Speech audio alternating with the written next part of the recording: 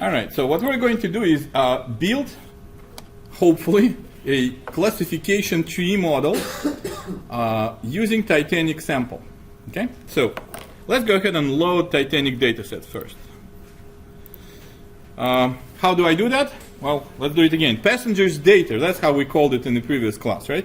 So I'm going to say my variable passengers data, passengers underscore. Remember our discussion, why do I use underscores? I want to name my variables as descriptive as possible, using several words. But these words have to be connected together, right? They should represent like continuous string of characters. That's why I use underscore. So my variable passengers data will contain the result of read CSV file, right? And all I have to do really is to put as the argument file, right? Oops, file equals and specify exact path to the file. Okay, so it's located on drive C, column / what's the folder called? Data, / and the file name I believe is Titanic.csv, just like that. Okay. Then you run this file. You can just click on the run button or highlight it and do the control enter, right? And at the bottom window at the console, you will see that there is a blue command. And if you don't see any red stuff, red lines, that means that the command executed. Is everybody okay? No. Who is not okay? What does it say? Oh, typo. Probably typo. Can't find the file. Give me a second.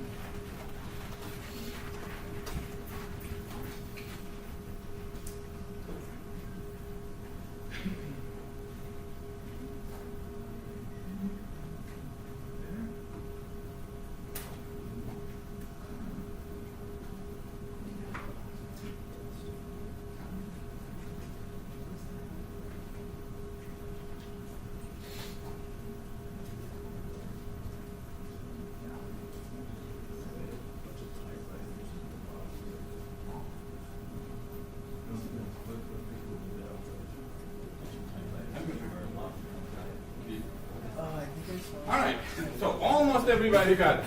Okay. Now let's take a look at the variables inside, right? Remember in the previous class how we did that? I used the command str, right? str stands for structure of the file. Okay, so I'm going to say, what's the structure of my variable passengers data? And as I start typing passengers data, it gives me the help, right? It says, yeah, you have something similar to that. Is that what you mean? Yeah. Okay, so now I do the control enter, right? And at the bottom it says, yep, you have 2200 and one observation. And the variables are class, traveled by passenger, age, sex, and survival. Well, we looked at that before, right? So we know these are the variables. If you would have to guess, which variable do I want to predict? Survival, right? Can I predict who on Titanic will survive or die based on what? Sex, age, and class, right? So therefore my target variable is survived, yes or no. And my predictor variables are the rest of them, okay? That would be sex, age, and class, okay? So since I have a target, what am I dealing with? Supervised or unsupervised? Supervised learning, right? And what type of target do I deal with? Can be numerical or categorical. This one, survived yes, no, is categorical. Therefore, I'm dealing with classification problem, right? Each passenger will be classified as a survivor of the Titanic crash or non-survivor of the Titanic crash, right? Well, let's go ahead and build the model. And remember I told you the story, I'll tell it again. The reason why R is so popular and so powerful is because there are packages to do the classification model for you. Okay, so let's use the package called, one of the popular packages actually called rpart. Okay, so I'm going to put pound sign. What does pound sign mean, by the way? Pound sign means ignore whatever happens after pound sign, right? It's a comment, okay? So I'm going to say load R part library, okay? And remember how we installed libraries on the machine? I showed you in the previous class, right? Well, there is another way, actually. Here, let me show you an alternative method. Do you see in your lower left corner the window which probably says help right now? Right? That's what it says, help? What does it say? Files? Okay, files. Well, I'm going to click on the tab packages, okay? And do you see the button install? Yeah, go ahead and click the button install, and it will tell you what's the package name. So I'm going to type the name of this package, which provides you RPart, stands for recursive partitioning, right? I want to create the classification tree. So I want the software to keep splitting my data set until either no more splits or I end up with pure data set. All yeses are separated from all no's, okay? So go ahead and type RPart. And it even shows you the hint, right? So RPart. And then after that, go ahead and click on the button install. All right, and it does the installation apparently. Yeah. So you will see in the console this stuff, right? Package, and then it will write package RPart successfully unpacked and MD5 sums checked. Something like this, right? Did you all get RPart installed?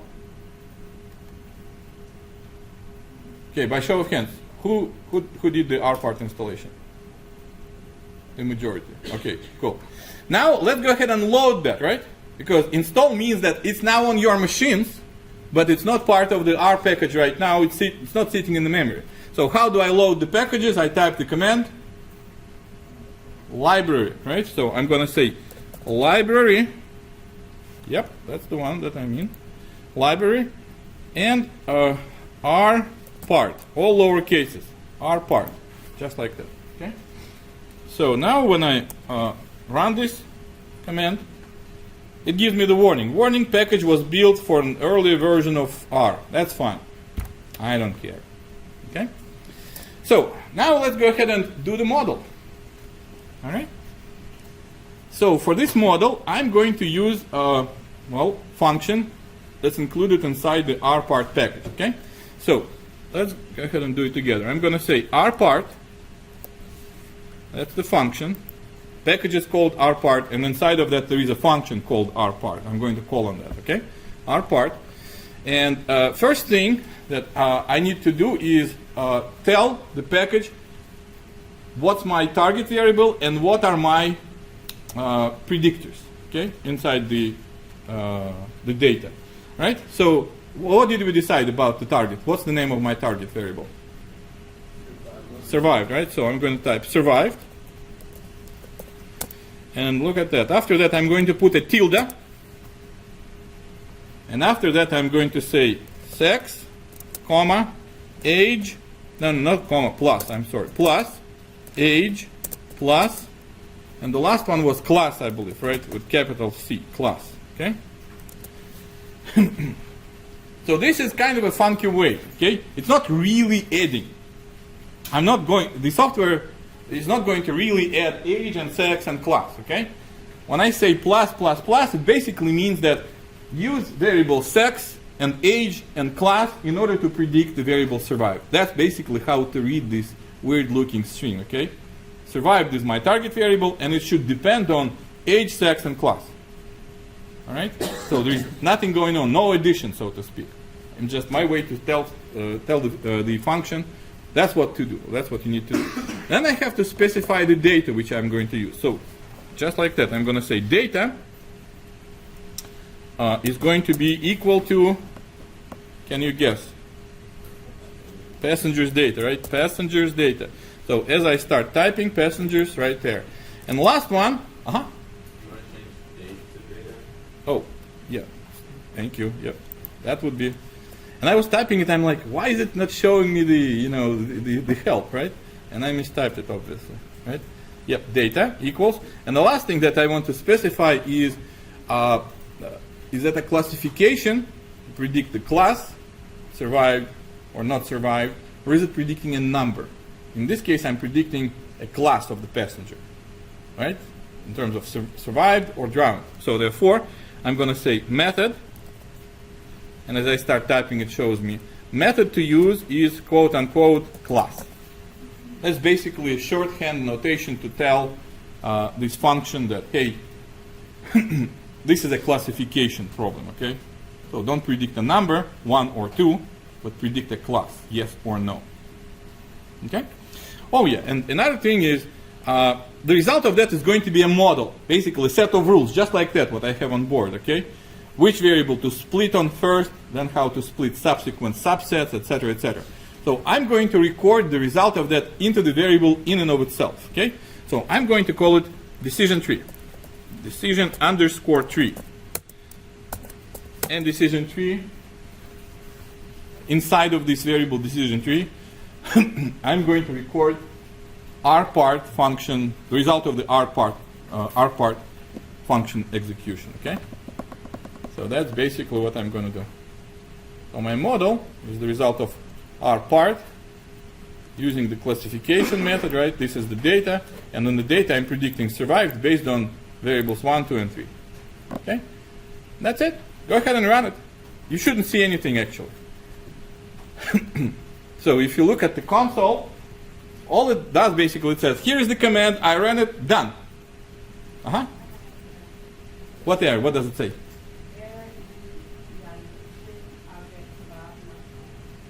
Anybody else got an error? Anybody who didn't get an error? So, in your case, it was all smooth, right? Okay, hold on, don't close it. Okay, we'll take a look at that. What happened? Okay, so my model is in actually. Okay, now I can go ahead and take a look at my model. So I can go ahead and say, well, show it to me.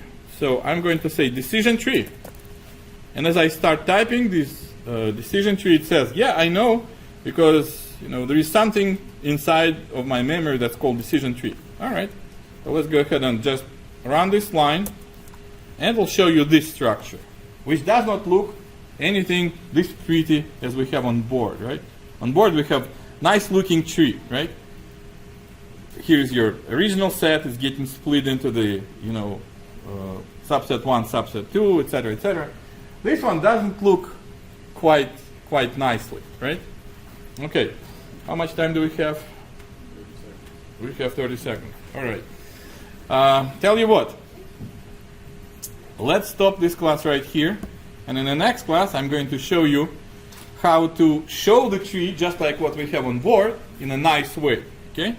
How to use this tree model in order to predict the survival or drowning of a passenger, and how to evaluate if that's a good model, accurate, or is it not so good model, okay? So the rest of that we'll do in the next class.